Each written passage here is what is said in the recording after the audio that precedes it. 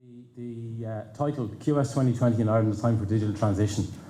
Development of BIM for QS's current trends in adoption and training. How I let that slip through, I don't know.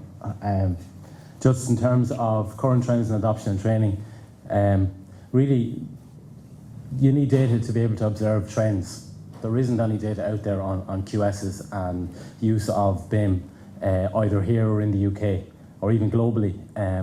The only metric that landed in my email this morning was that Exact Cosmex, who make some BIM measurement software, have sold 8,000 licenses globally.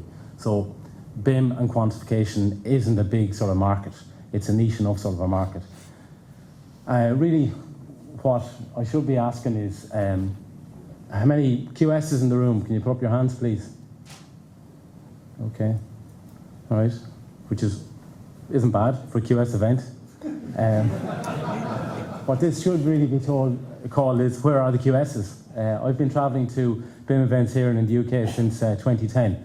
You go to the RICS BIM conferences, and I was looking back through my notes of the conferences last night. 2012, London, Cardiff, 2013, London, 2014, London, 2015, London. Every year I said never again, and I didn't go last year. And you'd ask that question at an RICS BIM conference, QSs, put your hands up. 20%, 30% of the audience are QSs. So QSs really haven't engaged. So it's really, where are the QSs? So my background, I'm a QS as well. I work for a company, I'm a founder of a company called the DPW Group. We're BIM implementation specialists. I focus on 5D or quantification, 4D and 5D, helping companies implement 5D. Invariably, it's actually doing 5D for companies, extracting quantities from models. Lectured on BIM in DIT for a couple of years. I've spoken at numerous conferences here and internationally over the past couple of years. I'm still trying to complete a CETA Masters in Construction Informatics. Started in 2010, 3 children about 2 stone later, still haven't finished. I did a BSc in Construction Economics in DIT in 1991, so I'm a QS. Also Cisco and Microsoft certified on the IT side of things. In terms of BIM experience, I've worked on projects ranging from small house refurbishments to this horrible sort of a stadium, FIFA World Cup stadium in Qatar, which I actually read over the weekend they've actually started construction on. I'm very surprised. Can't understand how they're going to play football in 35 or 40 degrees centigrade. This is a fully air-conditioned stadium with a hole in the roof. Don't know how it's going to work, but look. I've worked on about €5 billion worth of BIM projects over the past 6 years, 6 countries, 12 different modelling platforms. It isn't all just Revit. There's AutoCAD MEP, there's Plant 3D, there's Tekla, there's ArchiCAD. I've worked with about 60 different organisations. I think I've ruined the lives of 200 project managers, construction managers and QSs over the past 6 years. And it's been across the board. It's been civil, structural, architectural, MEP, new and refurb projects, semiconductor, metro, stadia, house refurbishment projects. So look, it does work. And the one thing I'd say is not one of those models was perfect from a QS perspective. If I was to sit back and wait for QSs or architects or designers to design how it would suit my workflow, it would never happen. You know, as QSs, we need to be open-minded about how we approach BIM. So just to give you just a quick overview of the market as we've seen it over the past couple of years. The landscape in September 2014, BIM use in Ireland was the exception. It wasn't the norm. We had Intel, we had Kerry Foods, we had some working Grange Gorman being put through a BIM process. Very few projects were using level 2 BIM projects or standards. They weren't all developed, even though you had some people back in 2014 claiming they were doing level 2 BIM. Standards weren't fully developed. Most projects were lonely BIM. Maybe some designer was using BIM. Could have been the architect using Revit, could have been the architect using ArchiCAD, might have been someone using Tekla. Very few projects had all of the disciplines using BIM. There was very few BIM certification programs, handful of BIM college courses. Lots of firms were talking about it here and in the UK. In terms of BIM mandates, and I think Barry and the BICP have a very good article which has been published shortly in terms of BIM adoption worldwide. It's been phenomenal. It's been like a tsunami of adoption worldwide. You can see USA, Norway, Finland, Singapore, Netherlands, Denmark, the UK. So this thing is happening. So whether or not QSs want to get involved or whether they don't want to get involved, this is happening. It isn't going to change. The industry is not going to suddenly stop because QSs don't feel comfortable changing their processes. It is happening. Mandates are spreading. In Ireland, the National BIM Council was formed this year. There's a construction client forum which is mandating or looking at standardising on BIM requirements for construction clients. So it is happening. Designers, if you're talking to QSs, tell them it isn't going to go away. It's in front of us. We have to get involved. We have to embrace change. The landscape in September 2016, some clients are mandating BIM. You know, these are just some sample projects. A lot of this is anecdotal. Alexion, BMS, Facebook, Global Student Accommodation, the Grange Government Development Authority, Intel, Microsoft, the National Children's Hospital, the satellite centres, the NDFA, the National Rehabilitation Hospital, the various property trusts, Trinity College Dublin, and they're all looking for level 2 BIM. So it is out there. There are projects out there. There are designers out there who are using BIM, who are using Revit, who are using ArchiCAD. If you start a dialogue, models are available. You know, so it is happening. In terms of the drivers for BIM, the biggest driver, going back 2-3 years ago, was Intel. A lot of the MEP supply chain in the country have been upskilled because Intel used 3D modelling and coordination on their projects. Enterprise Ireland, through their BIM Enable scheme, BIM Implement scheme, and they're fostering a BIM, and Construction 2020 have pushed on development of BIM skills within the industry itself. And probably one of the biggest drivers has been the NDFA.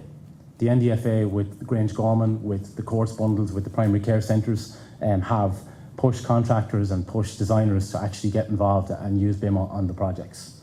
Whether it's BAM or Ratikins, or you look at Irish Building Magazine, you'll see the companies are involved in NDFA projects are using BIM, and they're learning, and they're upskilling, and they're changing how they actually operate. The supply chain capability, so these are our observations. It doesn't hold fast and true for everyone. Designers, there's much wider adoption. Anecdotal evidence is that software sales are up significantly. So huge amounts of designers are investing in BIM software and BIM training. They're tendering more projects with level 2 BIM requirements. But what we found is there's a severe lack of understanding of what happens when you mandate level 2 BIM on a project amongst design teams. They're mandating level 2 BIM, but yet they're sending out drawn models which aren't coordinated. You know, so they're expecting contractors to work miracles with models which don't comply with level 2 BIM requirements. Poorly prepared BIM documents, lack of coordination between designers' models. The document sets produced by designers are exceptionally well coordinated within their own discipline, but between disciplines we found a huge lack of coordination between models. So designers need to figure out that if you're going to mandate level 2 BIM in a project, you need to coordinate your models, whether it's structural and architectural or MEP. It's give and take. You can't mandate level 2 BIM on a project and not give the contractors coordinated models to start with. And a lot of designers are overselling BIM capabilities to clients. We all do it. We all oversell our BIM capabilities. Yeah, sure, I can do anything with a BIM model. And I'm guilty of saying that as well.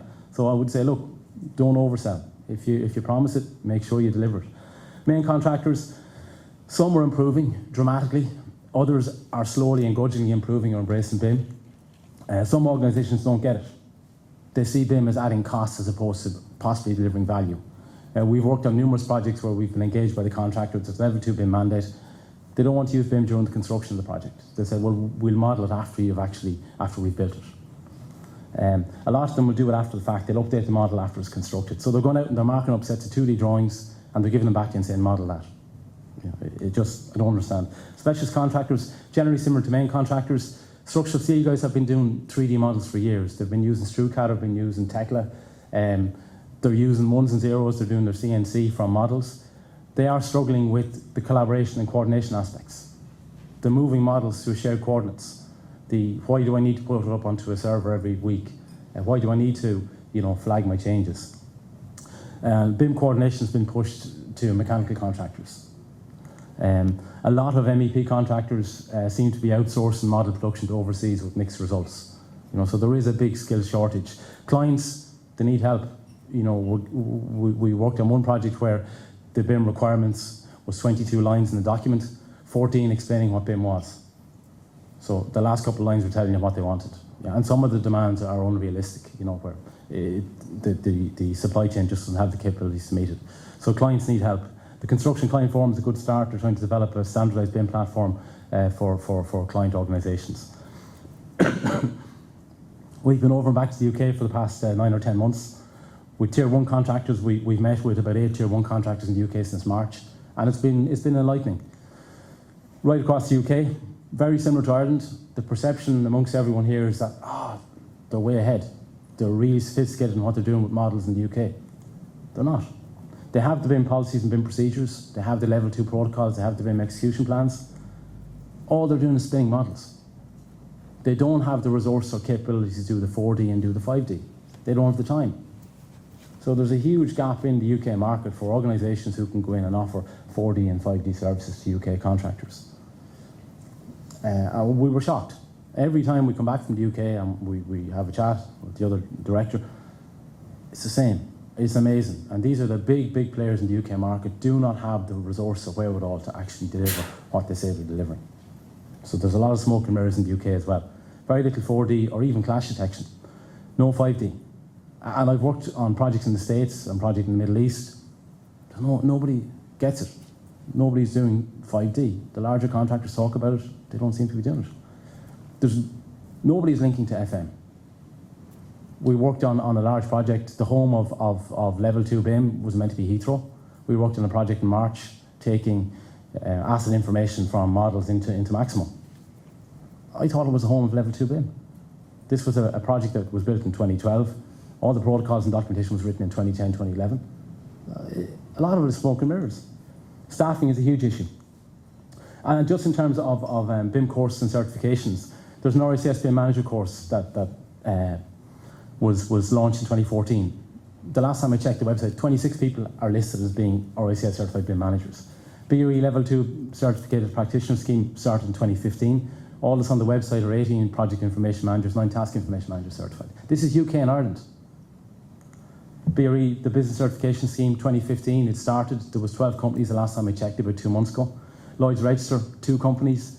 The BSI, 2016, a new scheme. There's a handful of companies. I think BAM Ireland are certified under the BSI scheme. There's more than 20 degree, postgrad cert diploma and master's degree courses in the third level institutions in Ireland. So the courses are there. The certifications are there. Companies aren't yet involved in getting certified. And now, the meat. BIM and QSs, or this is where I start giving out, or I either start giving out or start crying. In terms of registered attendees at today's event, bear in mind, it's a BIM for QS conference. 79% of the attendees registered were others. Architects, engineers, contractors, FM, vendors. 21% were QSs. Or in hard numbers, 17 of the people who registered were QSs. Guys, we need to get involved. We need to get involved. QSs need to get involved in this BIM process. The train is leaving the station. In terms of and you're all familiar with the BIM wedge, or the levels of BIM. What we have here is the Dutch version of it, and it's just to show you. Look, people are talking about level 2 BIM. Level 2 BIM is all about collaboration. So it's all about collaboration. It isn't about sort of just sharing models. It's about collaboration. It's a formal collaboration process. QSs, you have to be in the room if you're going to collaborate. It doesn't make sense. The process is going to continue on without us being involved. So just bearing in mind the levels of BIM. Level 0 is where it's based on documents. It was based on Cad files.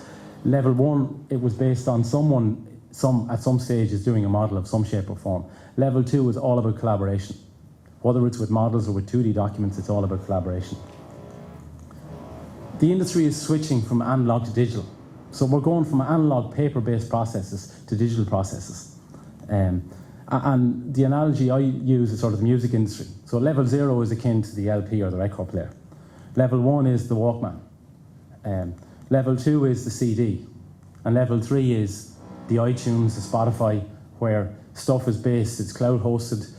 You can look for patterns, look for trends. They can predict what music you might want to listen to. And I know someone out there is probably thinking, yeah, but records are coming back. There's an LP chart now, and it costs 50 or 60 euros for an LP.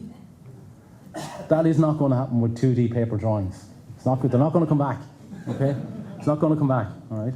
So, and when did you last see one of those being used?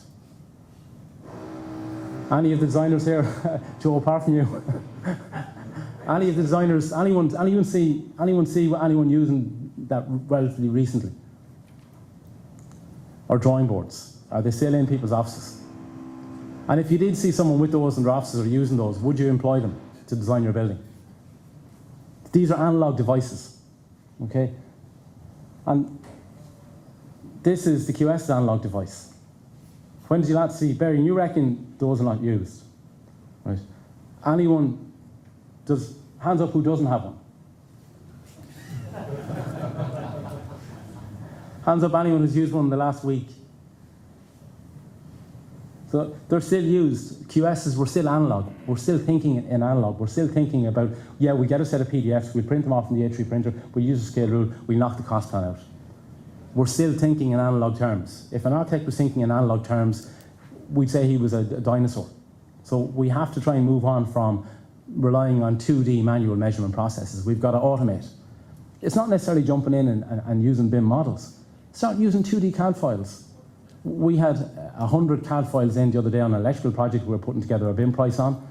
Within about 10 minutes, I was able to extract out a count of all of the objects from a 2D set of CAD drawings by using some data extraction tools in AutoCAD.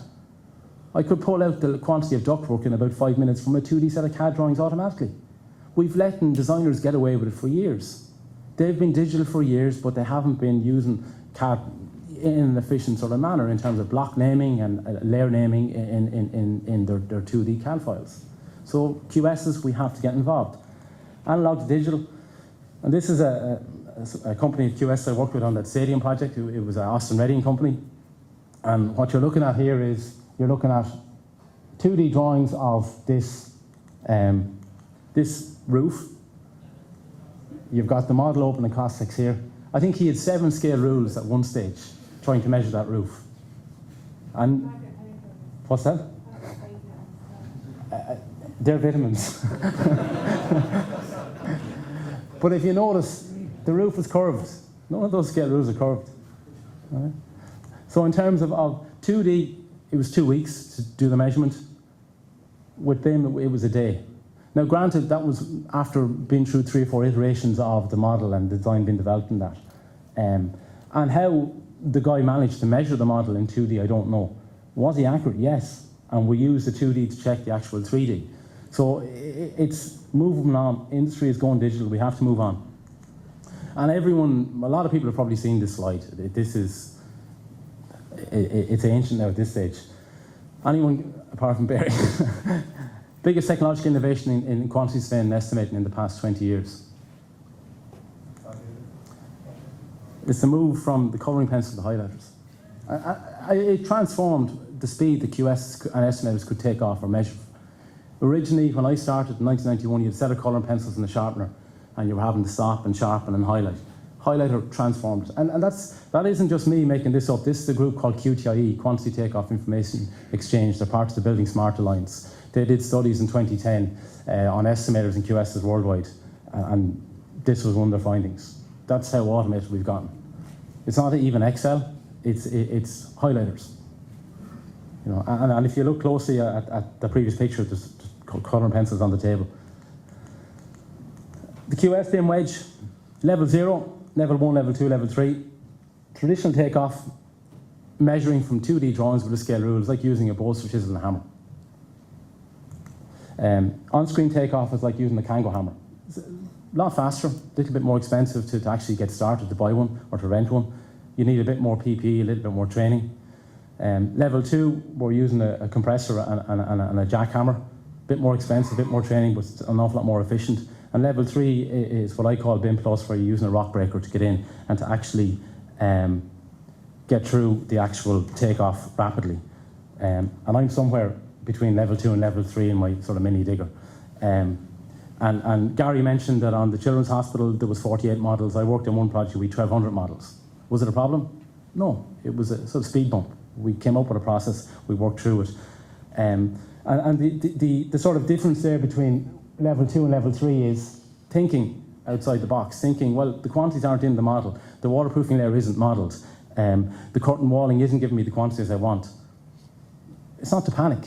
There's a huge amount of stuff that I can do as a QS with the model if I get it in its native format, and using tools like Dynamo or tools like Flux.io to actually go back in and calculate quantities from the 3D objects. If it's in there as a 3D object, as a QS, I can push and I can pull quantities from different objects in the model, from the geometry. So it's looking at different file formats. It's looking at if the information comes into you in DWFX, not all the information is going to come across. Have a look at IFC as a file format and just see the information that comes across. The information generally does exist in the model. If it doesn't exist in the model, it's a conversation with the architect or with the designer or with us to actually have a look at the objects and calculate that information from using a 3D tool, pushing it back to the property. So it's to think we can actually do more with what we have, and it's to try and move away from having to do the actual 2D measurements or 3D measurements manually. It exists in digital fashion. If it's in digital and we measure it electronically, we can track between revisions and track for changes. The perception out there is that QS are in fear of BIM. You go on, you search for BIM and QSs, and you get all these articles. The QS is going to be replaced by BIM, and nobody wants my quantities. And this was a quote from a guy called Rob Charlton. He's an architect who heads a space group in the UK, and I've had running sort of battles with him at various conferences over the years. In a data-driven world, quantum does not need a profession. The computer can count bricks far more efficiently and accurately than a human being. Yeah, if the bricks are modelled. But if the bricks aren't modelled and the wall ties aren't modelled and all the details are in there, it still needs someone to interpret it. So QSs, we are safe. There's no need to be afraid of BIM.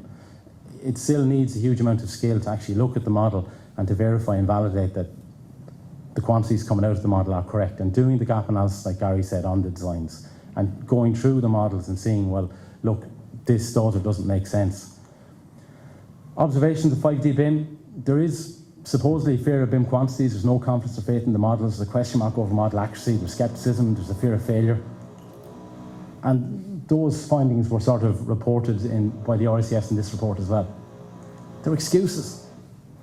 I'd accept that from a QS if the QS had actually done anything with BIM models. Very few, they're able to say, oh, but models aren't accurate and the quantities are bad and they're not accurate, it's not going to work. Have you tried it? That's the first question I would ask a QS. Have you tried it? Have you looked at the model? Have you pulled any quantities from the model? Have you looked at models in the free viewing software? They haven't. So they need to get involved. They are excuses, and I wouldn't accept them. As a client or as a designer, if you're going and you're investing your time in developing a model, I would be pushing the quantity sphere I work with to upskill and to invest as well. And the workflow we work with, give me a model. I don't care. I don't care if it's not coded. I don't care if there's unicast codes in it. I don't care about the descriptions. I don't care if it isn't modelled in accordance with the rules of measurement. Give me the model. Give it to me in its native format. I take it in a DWFX or IFC file, I bring it into Costex, and I will push that out into Excel, and I code it myself as a little red hen. I will push my own codes onto that. It's part of my quality assurance and my quality checking process. I will put my standard billing element codes in there. I'll put my ARM categories in there, and I'll then use those to actually pull the quantities in the fashion that I want to pull them in. So what I just want to do quickly is just show you quickly what the workflow we use to actually extract quantities from a model. This is a standard sort of AutoCAD training model, a structural model. There isn't a huge amount there's no classification in there, there's no coding in there on the individual objects. We get the basic Revit information that comes across. We've got no uniclass, no master format, nothing in there, nothing to do with rules of measurement. And if I want to pull in quantities from that, I can simply go to import, and I can import the dimensions just using a standard BIM template, and the dimensions come in unsorted. So as a QS, I'd have to go through and slice and dice and validate the various descriptions and that. So it's gone through and it's pulled out the dimensions, and it's given me, in terms of the floors, it's given me the areas, and it's just, it's using the hierarchy or structure of the model to actually sort out the items themselves. As a QS, I'd have to then go back and try and figure out what category in the ARM does that fall into, and I'd have to pester the architect and say, can you change this and change that, and can you move that from internal to external? But the approach we take is, we basically take the model. I'm just going to delete these here for a second.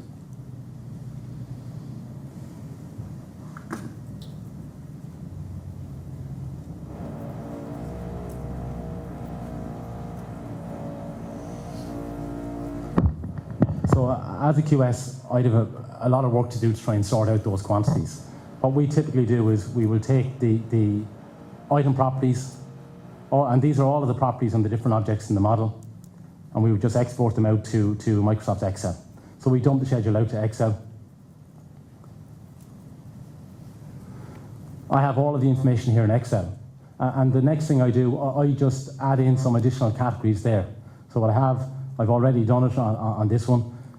I can add in additional categories there, and I can start using the different pieces of information there to actually filter and sort the objects in the model and verify what the objects are. And if the description doesn't suit, I can actually add in a separate description. So what I have here is another sheet here where I've added in some additional fields. I've added in National Standard Building Element Code, I've added in an ARM section code, a subsection, a category, and different, I've categorized them based on, we'd say, sectional area for a column or weight classes for steel beams. And what I can do with that data, I can then attach that to my model. So I can just attach the new properties to my model. And I'm not changing any of the existing properties. All it will let me do is bring in additional properties. So I'm using the power of filtering and searching in Excel to actually bring in these additional properties that I can then use to actually build my estimate or pull my quantities out in a fashion that complies with the rules of measurement. And if I click on any of the objects there, you'll see that it's appended in some new properties there. It's telling me that the element it's in is the frame. It's in section F of the ARM, subsection in situ concrete. The category 1 is columns, and the cross-sectional area is greater than 0.10 meters squared. So for me to use that, I can then create what's called just a very simple model map. And I can import my dimensions using the model map. If I just come down and pick the right one here. And it sweeps through the model and pulls the quantities out now in a fashion that suits my bill of quantities preparation purpose. Or I can do the same if it's an early stage estimate or cost plan. So I'm actually extracting my quantities out, broken down into the different elements in the ARM categories. And if I want to, I can export that Excel sheet. The architect can link that up to the model and pull those codes back into the model. So as a QS, I'm doing my job. I own the risk of quantum. I own the National Standard Building Element 19, 21, 31 doesn't make sense to architects. The ARM classifications don't make sense to architects, doesn't add any value to them. It's adding value to my work. So I can take those codes, push them back to the architect. Using something like Google's Flux, I can have an Excel spreadsheet here that I'm working on that can be linked to the architect's model. When the architect hits update, it will pull my additional parameters into his model on the fly. So there's a huge amount more we can do with models. Just one or two more slides and we'll get.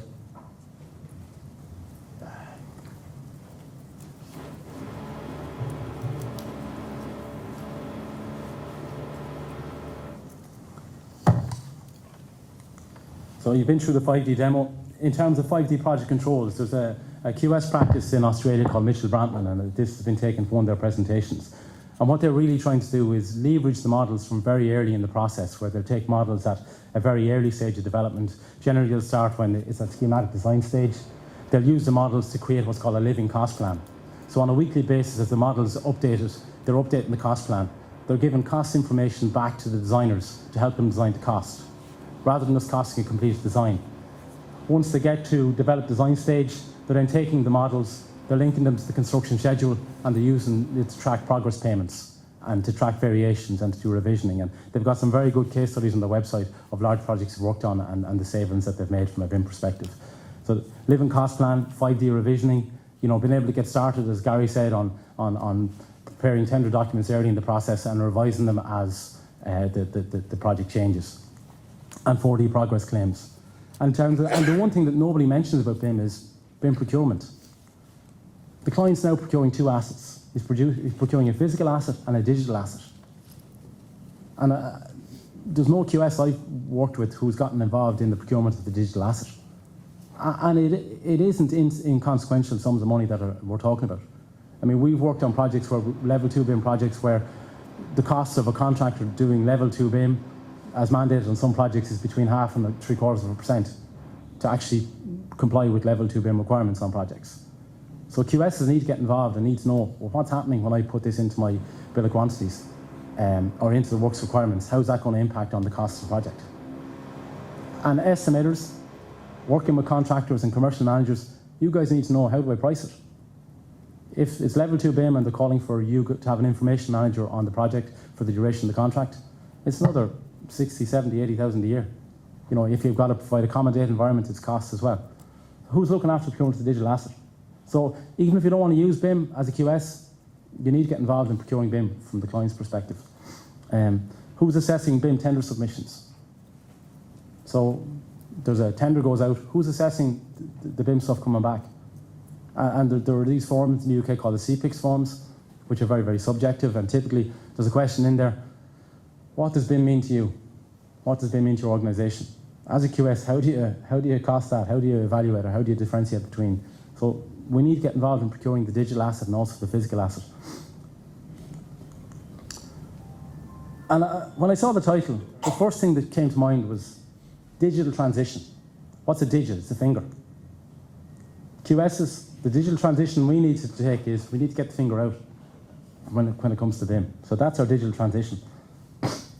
And we're running speaking of digital transition, getting the finger out, we've a 2-day workshop being run with SCSI next week in Croke Park, where we're for QSs and for estimators, where we're looking at spending day one explaining what BIM is to QSs, demonstrating 5D quantification, using coding, looking at the challenges and opportunities with 5D, looking at the rules of measurement, looking at BIM validation review tools, and then day 2 is really looking at level 2 BIM standards and documents. And the learning outcomes, hopefully at the end of 2 days, if you make it through, you should know what level 2 BIM is. See what the opportunities are, see what the risks are and the challenges, and understand the importance of BIM validation. Thanks for listening, folks.